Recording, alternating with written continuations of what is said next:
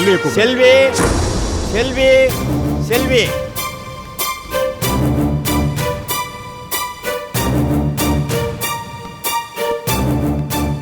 வணக்கம் சார். சொல்லுங்க. நான் கருணாகரன் சார் வீட்ல கடந்த 6 மாசமா வேலை செஞ்சுட்டு இருந்தேன் சார். கருணாகரன் சாரும் அவங்க தங்கச்சியும் ராவும் பகலுமா முத்துலட்சுமியை எப்படியாவது பழி வாங்கணும் அப்படின்னு திட்டம் போட்டுட்டே இருப்பாங்க சார். அவங்க கிட்ட இருந்து எப்படியாவது ஹாஸ்பிட்டல்ல புடுங்கணும்னு இதே தான் சார் அவங்க மோட்டிவா இருந்தது. இந்த மாதிரி நேரத்துல தான் பத்ரின்றவர் வந்திருந்தாரு. அதுக்கப்புறம் தான் அவங்களுக்குள்ள இதை பத்தி பேச்சுவார்த்தை நடந்தது. முத்துலட்சுமி மேடம் ரொம்ப நல்லவங்க சார். அவங்களை எப்படியாவது ரிலீஸ் பண்ணிடுங்க சார். உங்களை நான் கெஞ்சி கேட்டுக்கிறேன். நன்றி கேட்டவ.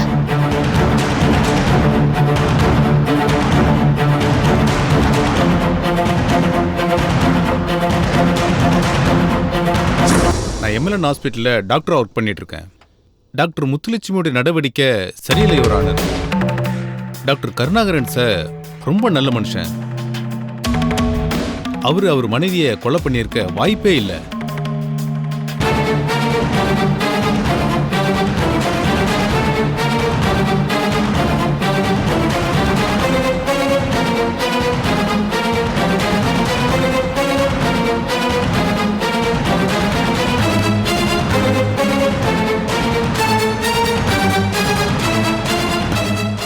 வணக்கம் சார். சொல்லுங்க. நான் முத்துலட்சுமி ஹாஸ்பிட்டல்ல நர்ஸா வேலை பார்க்கறேன் சார். மேடம் பத்ரிய 20 வருஷம் அடைச்சி வச்சிருந்தது எனக்கு தெரியும்.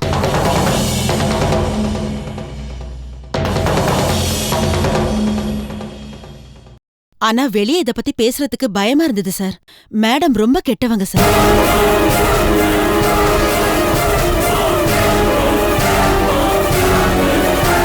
நன்றி சார்.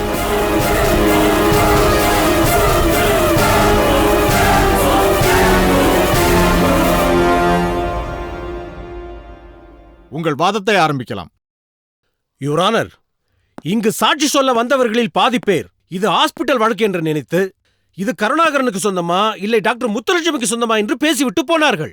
அதற்கும் இந்த வழக்கிற்கும் என்ன சம்பந்தம் யுவர் ஆனர்? இந்த வழக்கில் முக்கியமாக விசாரிக்கப்பட வேண்டிய சாட்சி டாக்டர் பத்ரி.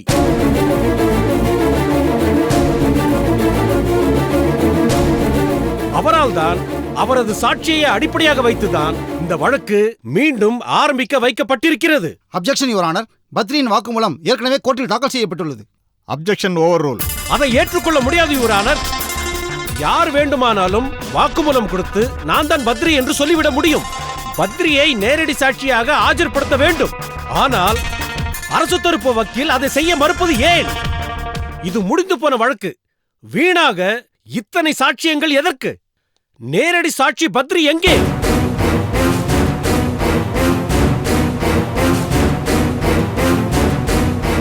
நான் சொல்கிறேன், பத்ரி என்று ஒருவர் இல்லவே இல்லை.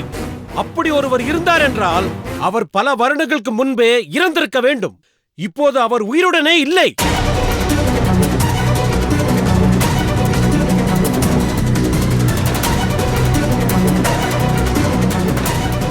அவர் பெயரை வைத்து இந்த வழக்கு ஜோடிக்கப்பட்டிருக்கிறது. பத்ரி என்பது ஒரு கற்பனை கதாபாத்திரம். ஆகவே இந்த சாட்சி பொய் சாட்சி. Objection your honour. அப்படிலாம் கிடையாது. அப்படின்னா பத்ரிங்க அவரை கோர்ட்ல ஆஜர்படுத்துங்க. அது யுவர் ஆனர், அது சம்பந்தமா போலீஸ் ஐஜி சௌத்ரி சில தகவலை சொல்ல விரும்புகிறார். அனுமதி அளிக்கப்படுகிறது. Yes your honour.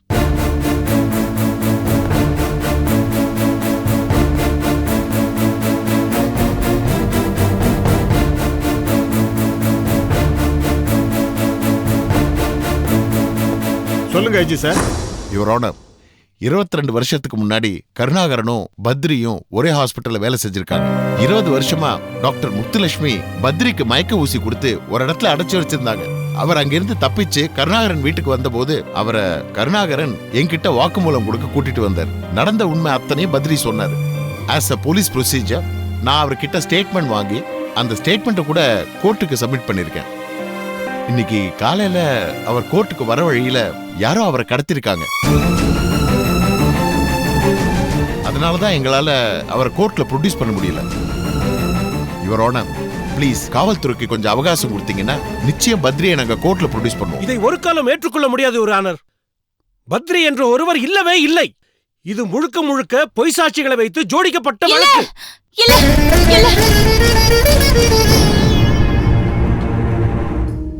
Silence, silence. Your honour, தயவு செஞ்சு எனக்கு கொஞ்சம் பேச அனுமதி கொடுக்கணும். மிஸ்டர் கருணாகரன், நீங்க எது பேசுறதா இருந்தாலும் கூண்டுல ஏறி பேசுங்க.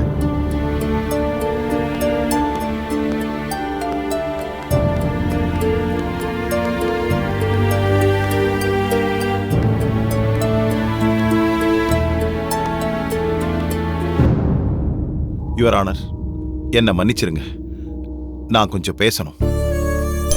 இந்த வழக்கு விசாரணை எதுவுமே எனக்கு தேவையில்லை. நான் குற்றம் செய்யல, நான் நிரபராதி. நான் என் மனைவி கஸ்தூரியை கொலை செய்யல. அப்படின்னா 22 வருஷத்துக்கு முன்னாடி ஏன் கோர்ட்ல சொல்லல, ஏன் ஒத்துக்கிட்டீங்கன்னு நீங்க கேட்கலாம். அப்ப எனக்கு இந்த ரகசியம் உண்மை எதுவும் தெரியாது யுவர் ஆனர். நான் கோவத்துல அடிச்சதுனால தான் என் மனைவி இறந்துட்டான்னு நான் உண்மையாவே நம்பினேன். அதை நேர்மையா ஒத்துக்கிட்டு தண்டனையும் அனுபவிச்சிட்டேன்.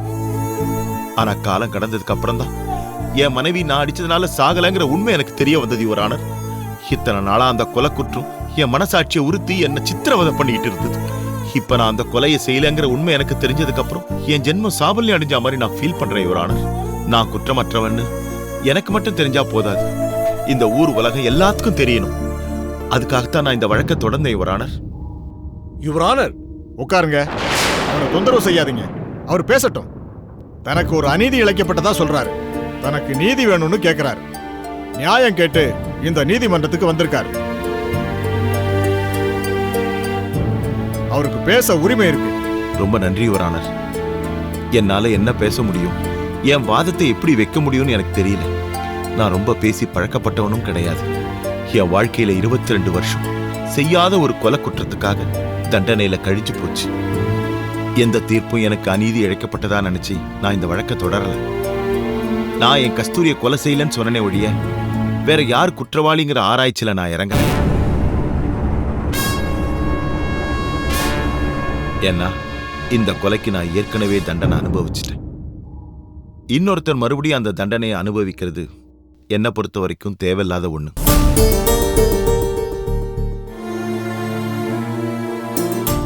தவறு செஞ்சவங்கள அவங்க மனசாட்சியை தண்டிக்கட்டும், அதுதான் அவங்களுக்கு தண்டனையா அமையும்.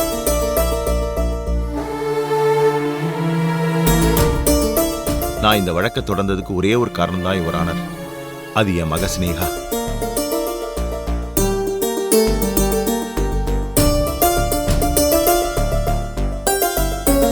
இருபத்தி 22 வருஷமா செய்யாத ஒரு கொலைக்கு கொலைகாரங்கிற பட்டத்தை சுமந்துகிட்டு இருக்கேன் யுவர் ஆனர். என் மக அவங்க அம்மாவை நான் கொன்னுட்டேன்னு தப்பா புரிஞ்சுக்கிட்டு என்ன அப்பாவை ஏத்துக்க மாட்டேங்கிறா யுவர் ஆனர். ஏன்னா அவ என்ன அப்பான்னு கூப்பிடணும்னு நான் எங்காத நாளே இல்லை, வேண்டாத தெய்வமே இல்லை. என்னுடைய வேண்டுதலோட பலன்தான் நான் டாக்டர் பத்ரியை மறுபடியும் சந்திச்சது. அவர் இருண்டு போன என் வாழ்க்கையில ஒரு வெளிச்சத்தை காட்டினார் யுவர் ஆனர்.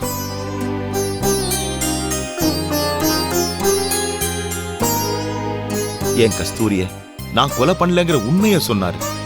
கஸ்தூரி நான் அடிச்சதுனால சாகல, முத்துலட்சுமி அவள் விஷ ஊசி போட்டு கொன்னுட்டான்னு சொன்னாரு. அதோட போஸ்ட்மார்டம் ரிப்போர்ட் என்கிட்ட இருக்குன்னு கூட சொன்னார் யுவர் ஆனர்.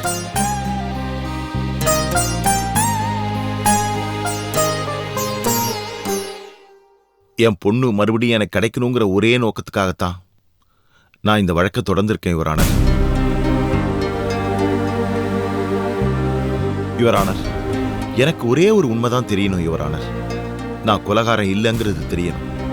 இது யாருக்காகவும் இல்லை, ஊருக்காகவும் இல்லை, என் மக ஸ்னேகாக்காக தான் இந்த உண்மை வெளியே வரணும். நான் கொலைகாரன் இல்லை, என்னால கஸ்தூரி சாகலன்னு மட்டும் தெரிஞ்சா போதும் யுவர் ஆனர். என் மக எனக்கு திரும்ப கிடைச்சிருவான்.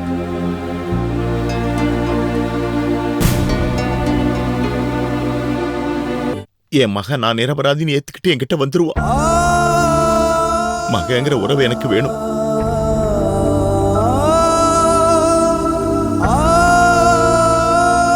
இதை விட பெரிய விஷயம் இந்த உலகத்தில் எனக்கு வேற எதுவுமே இல்லை யுவர் ஆனர்.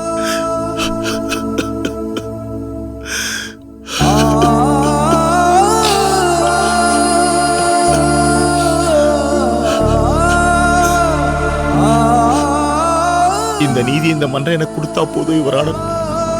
எனக்கு மனைவி இல்லை, மக இருந்தும் இல்லை. இந்த கொடுமைக்கு ஒரு முற்றுப்புள்ளி வைக்கணும். இந்த அநியாயத்துக்கு நியாயம் கிடைக்கணும் யுவரானர். மற்றபடி நான் எந்த பொய் சாட்சியை உருவாக்கவும் இல்லை. முத்துலட்சுமி ஜெயிலுக்கு அனுப்பணுங்கிற எண்ணமும் எனக்கு இல்லை யுவரானர்.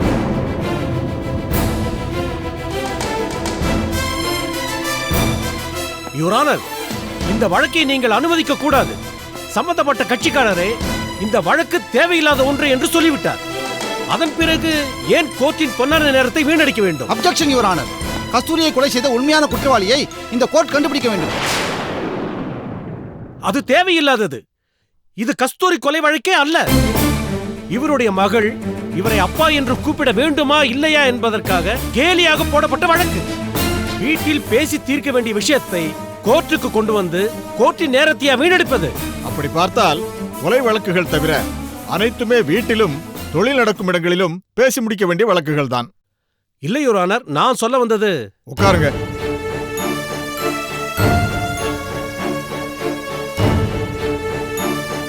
இந்த வழக்கை இந்த நீதிமன்றம் எடுத்துக்கொள்ள முடிவு செய்திருக்கிறது. அதற்கு முக்கியமான காரணம் தனக்கு தவறாக நீதி அளிக்கப்பட்டுள்ளதாக கருணாகரன் கருதுவதால் தான். மேலும் 20 வருடங்கள் சிறை தண்டனை அனுபவித்துவிட்டு அவர் நியாயம் கேட்டு இந்த நீதிமன்ற படியேறியிருக்கிறார். டாக்டர் கருணாகரன் அவர்களின் இந்த வருந்தத்தக்க நிலையை இந்த நீதிமன்றம் கருணையுடனும் பரிதாபத்துடனும் மிகுந்த மனிதாபிமானத்துடனும் கருத்தில் கொண்டு இந்த வழக்கு விசாரணையை ஏற்றுக்கொள்ளுகிறது. தன் மகள் பற்றிய முடிவுகளை அவர் இந்த நீதிமன்றத்தில் பேசுவது அனாவசியம் என்றாலும் எல்லா மனிதர்களுமே உறவுகளுக்கு கட்டுப்பட்டவர்கள்தான். இந்த நீதிமன்றமும் மனித உறவுகளை மதிக்கவும் மேம்படுத்தவும் கடமைப்பட்டதாகும். ஆனாலும் கருணாகரன் நிரபராதி என்பதற்கு இன்னும் சரியான ஆதாரங்கள் தாக்கல் செய்யப்படும் வரை கருணாகரன் தான் கஸ்தூரியை கொலை செய்தார் என்ற குற்றச்சாட்டை விலக்கிக் கொள்ளவோ, டாக்டர் முத்துலட்சுமி தான் கஸ்தூரியை கொலை செய்தார் என்ற முடிவுக்கோ இந்த கோர்ட் வர முடியாது. இன்று வரை கஸ்தூரியை கொலை செய்தது கருணாகரன் தான் என்ற நிலைப்பாட்டையே இந்த நீதிமன்றம் மேற்கொண்டுள்ளது. ஆகவே கஸ்தூரியை தான் கொலை செய்யவில்லை என்று நிரூபிக்கும் பொறுப்பு கருணாகரனையே சாரும். இதை அவர் செயல்படுத்தும் விதமாக பத்ரியை 15 நாட்களுக்குள் கண்டுபிடித்து கோர்ட்டில் ஒப்படைக்க வேண்டும் என்று காவல்துறைக்கு இந்த நீதிமன்றம் உத்தரவிடுகிறது. 15 நாட்களுக்கு பின் கஸ்தூரி கொலை வழக்கு தொடரும்.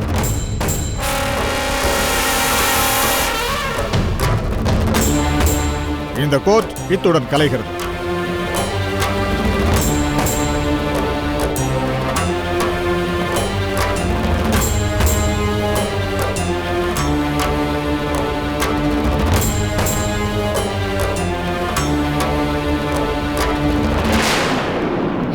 என்னம்மா புரிஞ்சிக்க மாட்டேங்கிறா? வாண்ண போலாம். ஏய் ஸ்னேகா, ஸ்னேகா நில்லடி. ஸ்னேகா கூப்பிட்டுட்டே இருக்க, நில்லடி. எங்கடி போயிட்டு இருக்க? உங்க அப்பாவை பாருடி. இவ்ளோ நேரம் பேசினாரு, உனக்கு புரியலையா? யார பார்க்க சொல்ற? அதான் இந்த ஆளு குற்றவாளின்னு ஜட்ஜே சொல்லிட்டாருல. இந்த கூத்த பாக்குறதுக்கு தான் நீங்க கூட்டிட்டு வந்தியா? உங்களுக்கு என்னைக்குமே நியாயம் கிடைக்காது. ஏற்கனவே நியாயத்தை சொல்லியாச்சு. அது மறுபடியும் எனக்கு நல்லாவே புரிஞ்சு போச்சு. இனிமே என் மூஞ்சில தயவு செஞ்சு முழிக்காதீங்க. ஸ்னேகா என்னன்னு?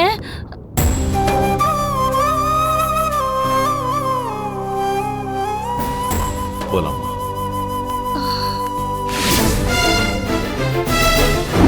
ஸ்னேகா வரமாட்டான்னு சொல்ற இல்ல? நான் வரேன்.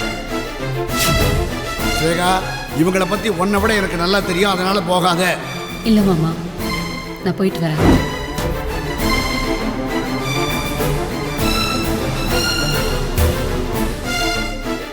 இந்தாங்க காஃபி சாப்பிடுங்க.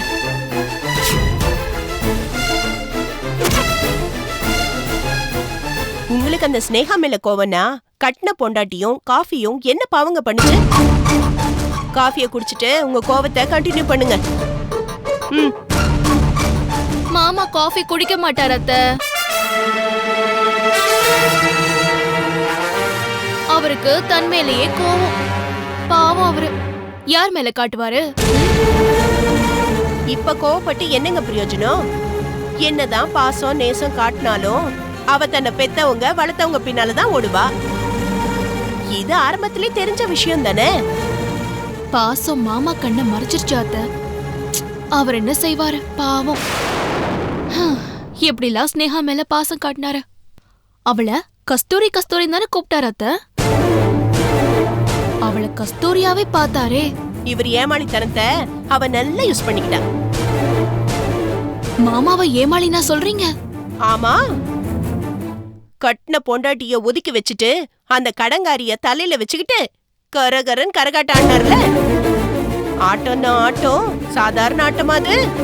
அவ கையால காஃபி போட்டு குடிச்சது என்ன, அவ சமைச்சாதான் சாப்பிடுவேங்கிறது என்ன. வெளிய போகும்போது அவளை பார்த்துட்டு போனாதான் சுபசகுணமா, அவளை பார்க்காம போனா அபசகுணம்ல நினைச்சிட்டு இருக்காரு. வெளியில போயிட்டு வந்ததும் அவ கையால தண்ணி வாங்கி குடிச்சது என்ன. அவ அவளோட அத்தை கூடயும் கொலகார அப்பனோடையும் பேச்சுவார்த்தையில இருக்கான்னு நான் அப்பவே சொன்னேன்ல. இப்ப நாம சொன்னத அவ உண்மைன்னு நிரூபிச்சிட்டா. இவர் பேச்ச மீறி கோர்ட்டுக்கு போய் இவர் முகத்துல அப்படியே கரிய பூசிட்டால.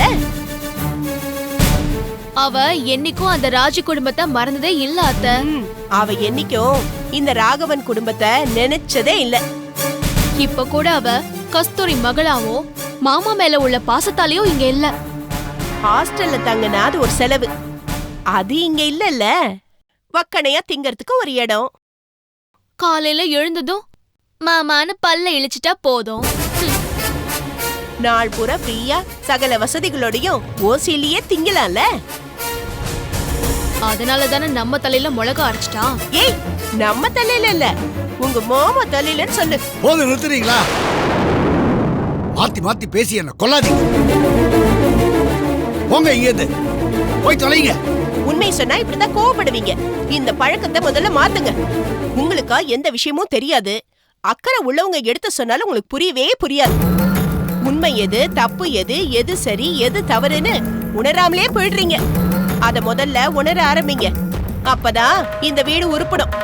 நீ வா உமா, நம்ம போய் வேலையை பார்ப்போம் வா.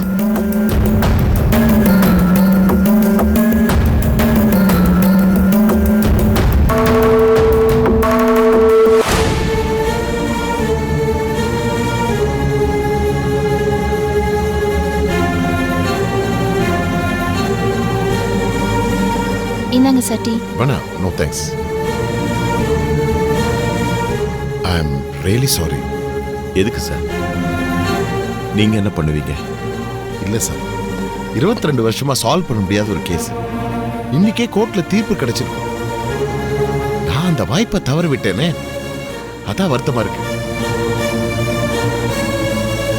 பத்திரியை யாரோ கடத்திட்டாங்க, அதுக்கு நீங்க என்ன பண்ணுவீங்க? இல்ல சார், இந்த கேஸ் இவ்வளவு வருஷமா நடந்துட்டு இருக்கு. பத்ரி முக்கியமான விட்னஸ் தெரிஞ்சும் அவனை நழுவ விட்டேன் பாருங்கண்ணா. இதுக்கு நாம எல்லாருமே பொறுப்பேற்றுக்கணும். நாங்க தான் நீங்க போன் பண்ணதா நினைச்சு வேற யார்ட்டையோ பத்திரியை ஒப்படைச்சிட்டோம். நாங்களும் தான் சார் இதுக்கு பொறுப்பு. இல்ல டாக்டர், உங்க பெருந்தன்மை நீங்க அப்படி சொல்றீங்க. ஆனா எனக்குன்னு ஒரு மனசாட்சி இருக்குல்ல, அந்த மனசாட்சி தான் எனக்கு குத்துது. பத்ரி இந்த கேஸ்க்கு எவ்வளவு முக்கியமான விட்னஸ் தெரிஞ்சு நீங்க என்ன நம்பி என்கிட்ட வந்த போதும் அவருக்கு சரியான பாதுகாப்பு கொடுக்காம விட்டுட்டேன் பாருங்க. அது நான் செஞ்ச பெரிய தப்பு சார். அவரை நான் உடனே கஸ்டடியில் எடுத்து வச்சிருக்க வேண்டாமா? நானே என் தொழிலுக்கு துரோகம் பண்ண மாதிரி ஒரு கில்ட்டி ஃபீலிங். இல்ல சார், நீங்க பெரிய பெரிய வார்த்தையெல்லாம் பேசுறீங்க. இது நடக்கணும்னு விதி நடந்துருச்சு. நாம என்ன சார் பண்ண முடியும்? இல்ல சார், பத்ரிக்கு முத்துலட்சுமி மூலமா எந்த விதத்துல வேணா ஆபத்து வரும் தெரிஞ்சும் அவருக்கு ஒழுங்கா ப்ரொடெக்ஷன் கொடுக்காம நான் தான் தப்பு பண்ணிட்டேன். I was very careless. என்னால என்னையே மன்னிக்க முடியல. என்ன சார், நீங்க என்ன பண்ணுவீங்க பாவம்? உங்களுக்கு இது மட்டுமா சார் வேலை? உங்களுக்கு எவ்வளவோ வேலைகள் இருக்கு. எத்தனை பேரை சமாளிப்பீங்க? இல்லங்க ராஜி, இல்ல இன்னைக்கு பத்ரிய ஒழுங்கான போலீஸ் ப்ரொடெக்ஷனோட கோர்ட்ல ஹேண்ட் ஓவர் பண்ணிருந்தா இன்னைக்கே தீர்ப்பு வந்திருக்குல்ல. டாக்டர் நிரபராதின்னு ப்ரூவ் ஆயிருக்குமா இல்லையா? ஸ்னேகா கோர்ட்ல இருந்தா அவளும் கேட்டிருப்பா, அப்பாடு ஏத்துட்டு இருப்பா. எல்லாத்தையும் நானே நாசம் பண்ணிட்டேன். அது ஒண்ணுதான் சார் பெரிய வருத்தமா இருக்கு. இவ்ளோ கஷ்டப்பட்டும் புண்ணியம் இல்லாம போச்சே. ஸ்னேகாவை கோர்ட்டு கூட்டிட்டு வரதுக்கு அந்த வீட்டுக்கு போய் எவ்வளவு கஷ்டப்பட்டு சண்டை போட்டுட்டு வந்தேன்னு எனக்கு தான் சார் தெரியும். சார், லேஸ்ல அந்த வில்லனுங்க கூட்டம் அவளை விடவே இல்லை சார். ராஜி, அனாவசியமா பேசாதம்மா. சாரும் ராகவனும் சம்மந்தியாக போறாங்க. நீ பாட்டுக்கு அவரை வில்லன் அது இதுன்னு சொல்லாதம்மா. ஐயோ சாரி சார், வாய் தவறி சொல்லிட்டேன். அவங்க ஸ்னேகாவை லேஸ்ல விடல சார், ரொம்ப பிரச்சனை பண்ணாங்க. ஸ்னேகாவை நான் ஆசையா கூட்டிட்டு வந்தேன். ஆனா பத்ரி வராததால கோர்ட்ல தீர்ப்பு தள்ளி போயிடுச்சே. அதான் நான் சொல்றேன் ஏன் தப்புன்னு. என்னோட சர்வீஸ்ல நான் இவ்வளவு கேர்லெஸ்ஸா இருந்ததில்ல.